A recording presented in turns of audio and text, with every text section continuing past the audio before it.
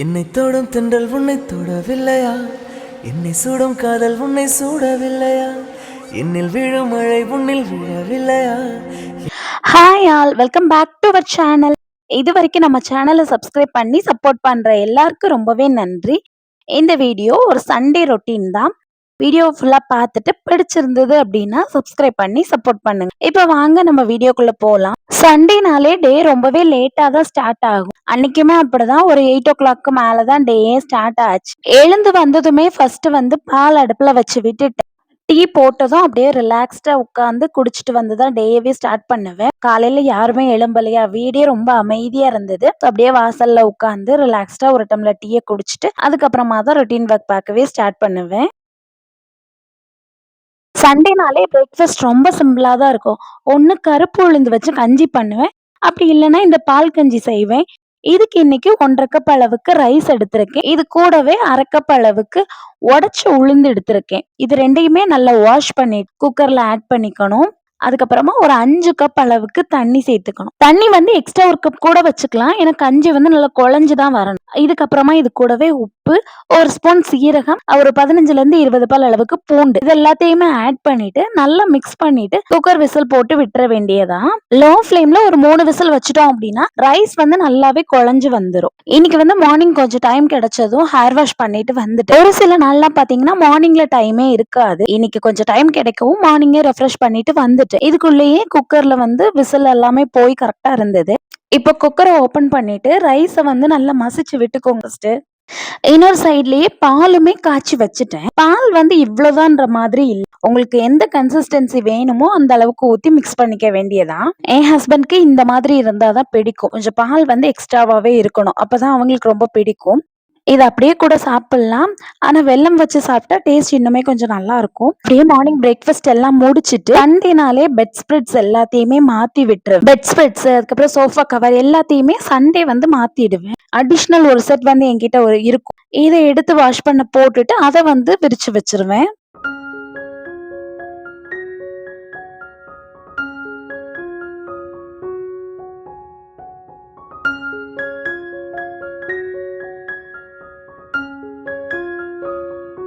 Bed spreads எல்லாத்தையுமே எடுத்துட்டு கையோட மிஷினையுமே போட்டு விட்டுட்டேன். ஏன்னா பெங்களூர் கிளைமேட்டை நம்பவே முடியாது. எப்ப எப்படி இருக்கும்னே தெரியாது. அன்னைக்கு காலையில கொஞ்சம் வெயில் அடிக்கவும் அப்பவே மிஷின் போட்டு விட்டுட்டேன். குக்கிங் முடியறதுக்குள்ள இது ஓடி முடிச்சிரும். லஞ்சை முடிச்சிட்டு வந்து கையோட இதை வந்து காய போட்டுடலான்னு அப்படியே ஹேண்ட் வாஷ்க்கு என்னெல்லாம் உண்டோ அதையுமே எடுத்து ஊற வச்சுட்டேன். சண்டேனா நான்வெஜ் இல்லாமலாம் நான் இந்த வேலையெல்லாம் முடிக்கிறதுக்குள்ளேயே ஹஸ்பண்ட் போயிட்டு சிக்கன் வாங்கிட்டு அன்னைக்கு மெனு வந்து சிக்கன் பிரியாணி, சிக்கன் 65, ரைத்தா இது பண்றதா தான் பிளான் இருந்துச்சு. சரி எக் வச்சு சாப்பிட்டா நல்லா இருக்கும்னு சொல்லிட்டு அதையும் பாயில் பண்ண போட்டுட்டு அதுக்கப்புறமா தான் இதெல்லாம் எடுத்து வச்சிட்டு இருந்தேன். ஃபர்ஸ்ட் பிரியாணிக்கு தேவையானது எல்லாத்தையுமே எடுத்து ரெடி பண்ணி வச்சிட்டு இருந்தேன். வெங்காயம், தக்காளி எல்லாம் கட் பண்ணிட்டு அப்படியே இஞ்சி, பூண்டு எல்லாத்தையுமே ரெடி பண்ணி எடுத்து வச்சிட்டோம்னா படப்படன்னு செஞ்சிடலாம் அப்படின்ட்டு. பிரியாணி இந்த டைம் கொஞ்சம் டிஃப்ரெண்டா மசாலா எல்லாமே மேரினேட் பண்ணி செஞ்சிருந்தேன். பிரியாணிக்கு எல்லாத்தையும் ரெடி பண்ணி முடிக்கிறதுக்குள்ளேயே கரெக்டா எக்குமே வந்து பாயில் ஆயிடுச்சு. ஸோ அதை வந்து எடுத்து வச்சுட்டு அதுக்கப்புறமா தான் சிக்கன் வந்து மேரினேட் பண்ணி எடுத்து வச்சேன் பிரியாணிக்காக. இதுக்கு ஃபர்ஸ்ட் வாஷ் பண்ணி வச்சிருந்த சிக்கன் கூடவே ஒரு ஸ்பூன் அளவுக்கு இஞ்சி பூண்டு பேஸ்ட், ஒரு 1.5 ஸ்பூன் மிளகாத்தூள், ஒரு ஸ்பூன் மல்லித்தூள், கூடவே கொஞ்சமா உப்பு, புதினா எல்லாத்தையுமே போட்டு நல்லா மிக்ஸ் பண்ணி எடுத்து வச்சிருங்க. ஒரு 20 மினிட்ஸ் அப்படியே விட்டுட்டோம் அப்படின்னா பிரியாணி செய்யும் போது சிக்கன் வந்து நல்லா மேரினேட் ஆகி மசாலா எல்லாமே நல்லா இறங்கி இருக்கும். கையோடவே 65க்கும் சேர்த்து மேரினேட் பண்ணி எடுத்து வச்சிட்டேன். இதுக்குமே பேசிக்கான மசாலா தான் யூஸ் பண்ணியிருக்கேன். கொஞ்சமா கார்ன்ஃபிளவர் தூள், மல்லித்தூள், மிளகாத்தூள், இஞ்சி பூண்டு பேஸ்ட், உப்பு எல்லாமே சேர்த்து நல்லா மிக்ஸ் பண்ணி கடைசியா கொஞ்சமா தயிர் மட்டும் சேர்த்து மிக்ஸ் பண்ணி எடுத்துட்டு பிரியாணி பண்ண ஸ்டார்ட் பண்ணிட வேண்டியதான். ஃபர்ஸ்ட் இஞ்சி பூண்டு பேஸ்ட் ரெடி பண்ணிக்கலாம். அதுக்கு மிக்சர் ஜார்ல கொஞ்சமா இஞ்சி, பூண்டு, புதினா, பச்சை மிளகாய், மல்லி இலை எல்லாமே சேர்த்துட்டு நல்லா பேஸ்டா அரைச்சு எடுத்துக்கோங்க. புதினா, கொத்தமல்லி எல்லாம் சேர்த்து அரைக்கிறனால பிரியாணி வந்து நல்ல ஃபிளேவர்ஃபுல்லாவே இருக்கும். இப்போ ஒரு குக்கர்ல கொஞ்சமா ஆயில், நெய் சேர்த்துட்டு பிரியாணி லீஃப் மட்டும் சேர்த்திருக்கேன். சேர்த்துட்டு வெங்காயம் சேர்த்து நல்லா வதக்கிக்கோங்க. வெங்காயம் நல்ல கலர் சேஞ்ச் ஆனதுக்கு அப்புறமா அரைச்சு வச்சிருந்தா அந்த இஞ்சி பூண்டு பேஸ்டையும் சேர்த்து பச்சை வாசனை போற அளவுக்கு நல்லா வதக்கிக்கணும். பச்சை வாசனை எல்லாம் போனதுக்கு அப்புறமா கட் பண்ணி வச்சிருந்த தக்காளியும் சேர்த்து தக்காளி நல்லா மசிஞ்சு வர அளவுக்கு மிக்ஸ் பண்ணிக்கோங்க. தக்காளி எல்லாமே நல்லா மேஷ் ஆனதுக்கு அப்புறமா நம்ம ஆல்ரெடி மேரினேட் பண்ணி வச்சிருந்த சிக்கனையுமே ஆட் பண்ணிட்டு ஒரு 5 மினிட்ஸ் அப்படியே லிட்ட க்ளோஸ் பண்ணி சிக்கன் லைட்டா வெந்து வரும்.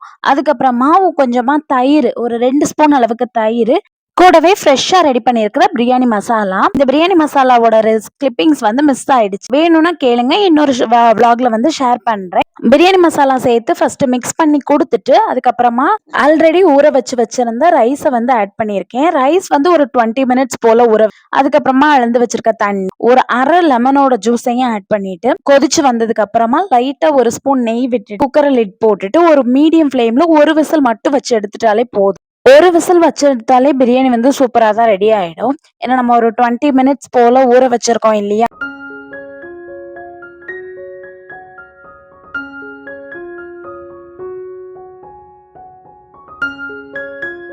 சிக்கன் மேரினேட் பண்ணி வச்சிருந்தோம் இல்லையா? அதையுமே ஃப்ரை பண்ணி எடுத்துட்டேன்.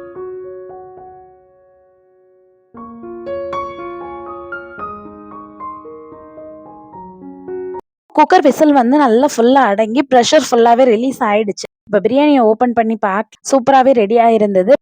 நல்ல சுட சுட சூப்பரா மதியம் லஞ்ச் சாப்பிட்டு முடிச்சா. டிவில மூவி அப்படி இல்லைன்னா ஏதாவது ஒரு ஷோ போட்டு பார்த்துட்டே மதியம் லஞ்ச சாப்பிட்டு முடிச்சிருவோம். தனிமையிலே தனிமையிலே துடிப்பது எதுவரை சொல்லு வெளியே, இரவா பகலா குளிரா வெயிலா. லஞ்ச் முடிஞ்சதும் கையோட கிச்சனையுமே கிளீன் பண்ணி விட்டுடுவேன். இதுக்கப்புறம் நைட்டுக்கு பெருசா ஒர்க் எதுவுமே இருக்காது. என்னை ஒன்றும் செய்யாதடி கடலா புயலா இடியா. அதனால கையோட ஃபுல்லா கிளீன் பண்ணி விட்டுட்டு அப்படியே வீடையுமே ஃபுல்லா கிளீன் பண்ணிட்டு தூபேத்தி வச்சிருவேன். அப்போதான் அந்த நான்வெஜ் ஸ்மெல் வந்து இல்லாத மாதிரியே ஃபீலா இருக்கும். மார்னிங் சோஃபா கவர்ஸ் எல்லாம் சேஞ்ச் பண்றப்போ பெட் ஸ்ப்ரெட்டை சேஞ்ச் பண்ணவே இல்ல. ஸோ லஞ்ச் எல்லாம் முடிச்சதுக்கு அப்புறமா தான் அதையுமே சேஞ்ச் பண்ணிட்டு கையோட வீடு கிளீன் பண்ணிடலான்னு சொல்லிட்டு சேஞ்ச் பண்ணி விட்டு இது ஃபுல்லா முடிஞ்சதும் வீடை ஃபுல்லாவே கிளீன் பண்ணி விட்டுட்டு கையோடவே மாப் பண்ணி விட்டுட்டேன்.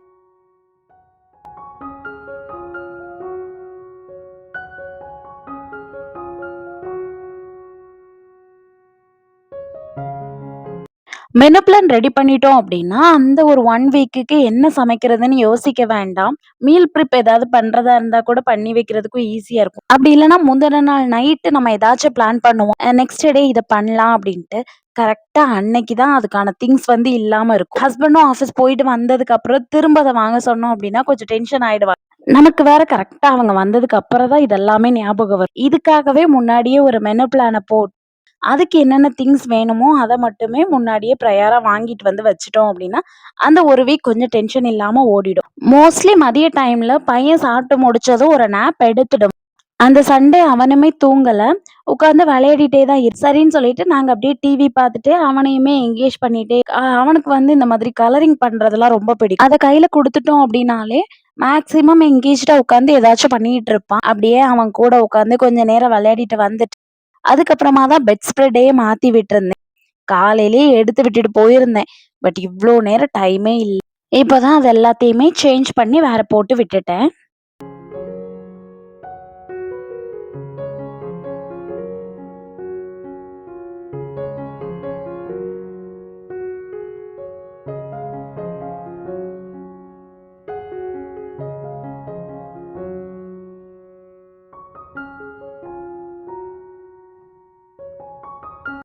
ஈவினிங்க்கு மேல காஃபிலாம் போட்டு குடிச்சதுக்கு அப்புறமா, கிராசரிஸ், வெஜிடபிள்ஸ்லாம் வாங்கிட்டு வந்து ரீஸ்டாக் பண்ணணும்னு சொல்லி கிளம்பிட்டு இருந்தோம்.